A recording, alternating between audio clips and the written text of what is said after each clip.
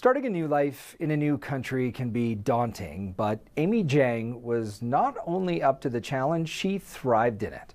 Jang was just a girl when her family moved from Vietnam to Calgary, and she started her first business in her late teens. She's seen more success since then, including founding the oil-changing company Lube Center. Jang is also devoted to charitable work, and last month, her contributions to our city were recognized with an Immigrant of Distinction Award for entrepreneurship and innovation. Jang was able to find a few minutes in her busy schedule to join Doug Dirks on CBC Radio's The Homestretch. Hello, Amy. Hi, Doug. Now, first of all, congratulations on the award. What was your reaction when you found out that you'd won it? Well, thank you, Doug. My heart is just completely full and overwhelmed. I felt grateful to be living in Canada. And so, what challenges did you face when you came here from Vietnam? Well, my family and I came in the 80s with less than $1. I didn't speak English at the time. Actually, none of us spoke any English. Right. And we came on Valentine's Day, minus 30. None of us had a winter jacket.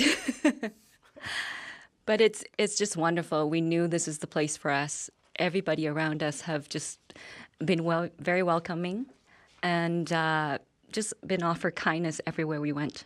And so what was it like for you growing up, not speaking a word of English, and trying to make friends and integrate? You make do. I learned the word yes and no very quickly, and always say yes first. And if there's a frown, say no right away.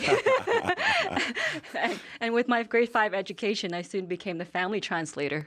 Sure, absolutely. Right. And so when did you know that you wanted to be an entrepreneur? Oh. When did you get the bug for that? I think it was us living in the so-called hood, and I saw opportunities in real estate. And I started to write business plans and pass that around and said, hey, let's get investing. And which hood are we talking about here specifically? Forest Lawn, Pembroke. Okay. Yes, love the hood. And so, what was your family's reaction to that? Was there pressure on you to be in a more traditional career, or how did your family feel about entrepreneurship? I was doing that while I was in school still. Right. So my mission was to do the family justice and get an education, which I did. And so I continued with my real estate as an investment on the side, and became a computer scientist, went to school, got a very good job, which makes it really difficult to begin an entrepreneurship career. But you kept coming back to that. Why? Well, I knew there was a fire in me, but I don't know if it's a perceived thing, because if you've never done it before, how do you know it's what you love? Sure. And so you're running a successful oil change business. In fact, I drive by one of your locations every day. So how did you grow Lube Town? I work because I love my village. And my village is my family, my staff, my customers, my community. I take care of them and they take care of me. And that's how I built my business. And so when I started Lube Town, it's entirely independent. Right. It's not a franchise. And you know how difficult it is to make it. Sure. Being an independent. And so our marketing, we don't have TV budgets. So our marketing started off with the community 5+5. Instead of coupons, we said, here's a voucher. Right. You give it to somebody, they get $5 off. I write a check $5 to your cause, your soccer team. Right. And at the end of the day, I win, you win, everybody wins.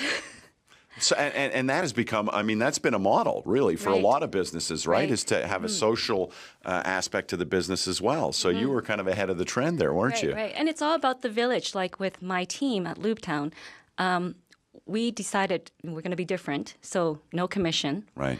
And that changes everything. People come to work because they love people and they love cars. And I want to bring that kind of village feel to my business. And so what we do, honestly, every business needs to make money. Sure, absolutely. So we still need to sell, but it keeps the guys honest. So how do we encourage sell?